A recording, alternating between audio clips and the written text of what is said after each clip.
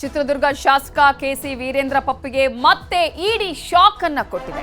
ಚಳ್ಳಕೆರೆ ನಗರದಲ್ಲಿ 17 ಬ್ಯಾಂಕ್ ಅಕೌಂಟ್ಗಳ ಪರಿಶೀಲನೆಯನ್ನ ಮಾಡಿದೆ ಇಡಿ. ಜಾರಿ ನಿರ್ದೇಶನಾಲಯದ ಅಧಿಕಾರಿಗಳು ನಿರಂತರವಾಗಿ ಇದೀಗ ವೀರೇಂದ್ರ ಪಪ್ಪಿಗೆ ಸೇರಿದಂತಹ ಬ್ಯಾಂಕ್ ವ್ಯವಹಾರಗಳ ಆಗಿರಬಹುದು ಅಥವಾ ಅವರ ಮನೆ ಕಚೇರಿಗಳ ಮೇಲೆ ದಾಳಿ ಮಾಡಿರೋದು, ಸಾಕಷ್ಟು ಮಾಹಿತಿಗಳನ್ನು ಸಂಗ್ರಹ ಮಾಡಿರೋದನ್ನ ಕೂಡ ನಾವು ಹಲವು ದಿನಗಳಿಂದಲೂ ಗಮನಿಸ್ತಾ ಇದ್ದೀವಿ. ಇದೀಗ ಚಳ್ಳಕೆರೆ ನಗರದಲ್ಲಿ 17 ಬ್ಯಾಂಕ್ ಅಕೌಂಟ್ಗಳ ಪರಿಶೀಲನೆ ಮಾಡಲಾಗಿದ್ದು 10ಕ್ಕೂ ಹೆಚ್ಚು ಅಧಿಕಾರಿಗಳು ಅಕೌಂಟ್ ಅನ್ನ ಪರಿಶೀಲನೆ ಮಾಡಿದ್ದಾರೆ.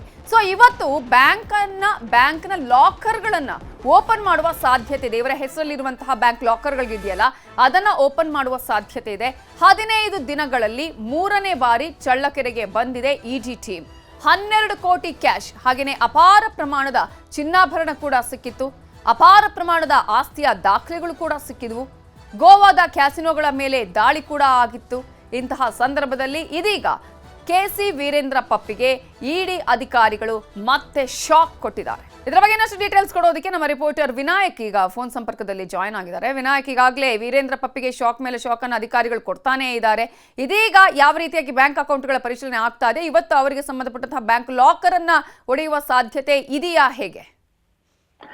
ನವಿತಾ ಜೈನ್ ಏನು ಚಿತ್ರದುರ್ಗದ ಶಾಸಕ ಕೆಸಿ ವೀರೇಂದ್ರ ಪಪ್ಪಿ ಅವರಿಗೆ ಸಂಬಂಧಪಟ್ಟಂತೆ ಈಗ ಇಂದು 3ನೇ ಬಾರಿಗೆ ಇಡಿ ಅಧಿಕಾರಿಗಳು ದಾಳಿ ಮಾಡಿ ಶಾಕ್ ಅನ್ನ ಕೊಟ್ಟಿರ್ತಕ್ಕಂಥದ್ದು. ಯಾಕೆ ಅಂತ ಹೇಳಿದ್ರೆ ಕೆಸಿ ವೀರೇಂದ್ರ ಪಪ್ಪಿ ಅವರು ಆನ್ಲೈನ್ ಬೆಟ್ಟಿಂಗ್, ಹವಾಲಾ ದಂಧೆ ಈ ಪ್ರಕರಣಗಳಿಗೆ ಅಕ್ರಮ ಹಣ ವರ್ಗಾವಣೆ ಕುರಿತಂತೆ ಈಗಾಗಲೇ ಪರಿಶೀಲನೆಯನ್ನ ಕಳೆದ 22ನೇ ತಾರೀಕು ಮಾಡಿದ್ರು. ಅದಾದ ಬಳಿಕ ಮತ್ತೆ 2ನೇ ಬಾರಿಗೂ ಕೂಡ ಮನೆಗೆ ಭೇಟಿ ನೀಡಿ ಸಾಕಷ್ಟು ದಾಖಲೆ ಪರಿಶೀಲನೆ ಮಾಡೋ ಜೊತೆಗೆ ಕಾರುಗಳನ್ನು ಕೂಡ ಸೀಸ್ ಮಾಡಿದ್ರು. ಇದೀಗ ಇವತ್ತು ಬೆಳ್ಳಂಬೆಳಗ್ಗೆ ಚಿತ್ರದುರ್ಗ ಜಿಲ್ಲೆಯ ಚಳ್ಳಕೆರೆಗೆ ಆಗಮಿಸಿರ್ತಕ್ಕಂಥ ಇಡಿ ಅಧಿಕಾರಿಗಳು ಏನು ಪಪ್ಪಿಗೆ ಸೇರಿರತಕ್ಕಂಥ 17 ಅಕೌಂಟ್ಗಳು, ಅದರಲ್ಲೂ ಏನಂತ ಹೇಳಿದ್ರೆ ಕೋಟಕ್ ಮಹೇಂದ್ರ ಬ್ಯಾಂಕ್ ಆಗಿರ್ಬೋದು, ಆಕ್ಸಿಸ್ ಬ್ಯಾಂಕ್ ಆಗಿರ್ಬೋದು, ಫೆಡರಲ್ ಬ್ಯಾಂಕ್ ಆಗಿರ್ಬೋದು, ಕರ್ನಾಟಕ ಬ್ಯಾಂಕ್ ಆಗಿರ್ಬೋದು, ಮತ್ತೆ ವೀರಶೈವ ಸಮಾಜದ ಸಹಕಾರ ಸಂಘ ಏನಿದೆ ಅವೆಲ್ಲವನ್ನೂ ಕೂಡ ಸೇರಿದಂತೆ ಒಟ್ಟಾರೆ 17 ಬ್ಯಾಂಕ್ ಖಾತೆಗಳಿಗೆ ಪರಿಶೀಲನೆಯನ್ನು ಕೂಡ ಮಾಡಲಿದ್ದಾರೆ. ಜೊತೆಗೆ ಶೋಧ ಕಾರ್ಯವನ್ನು ಮಾಡಲಿದ್ದಾರೆ.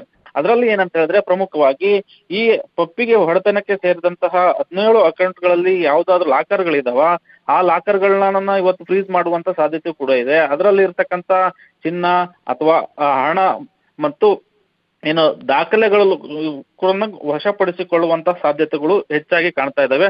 ಹಾಗಾಗಿ ಈಗಾಗಲೇ ಏನು ಕಳೆದ 15 ದಿನಗಳ ಅವಧಿನಲ್ಲಿ ಈ ಬಾರಿ ಸೇರಿದಂತೆ ಒಟ್ಟು 3 ಬಾರಿ ಇಡಿ ಅಧಿಕಾರಿಗಳು ದಾಳಿ ಮಾಡಿ ಶೋಧ ಕಾರ್ಯವನ್ನ ಮುಂದುವರಿಸಿರ್ತಕ್ಕಂಥದ್ದು. ಇವತ್ತು ಕೂಡ 10ಕ್ಕೂ ಹೆಚ್ಚು ಅಧಿಕಾರಿಗಳು ಬಂದು ಶೋಧ ಕಾರ್ಯವನ್ನ ಮಾಡ್ತಿರೋದನ್ನ ನೋಡಿದ್ರೆ ನಿಜಕ್ಕೂ ಕೂಡ ಈ ಅಧಿಕಾರಿಗಳು ಪಪ್ಪಿಗೆ ಸೇರಿದಂತಹ ಅಕ್ರಮ ಹಣ ವರ್ಗಾವಣೆ ವಿಚಾರವಾಗಿ ಏನು ಕೇಸ್ ಆಗಿತ್ತು ಆ ಪ್ರಕರಣದಲ್ಲಿ ತೀವ್ರ ಶೋಧವನ್ನ ನಡೆಸಿ ದಾಖಲೆಯನ್ನ ಮತ್ತಷ್ಟು ಕಲೆ ಹಾಕಿ ತೆರಳುವಂತ ಸಾಧ್ಯತೆ ಹೆಚ್ಚಾಗಿದೆ. ನವಿತಾ ಜೈನ್. Thank you Vinayak ಡೀಟೇಲ್ಸ್ಗೆ.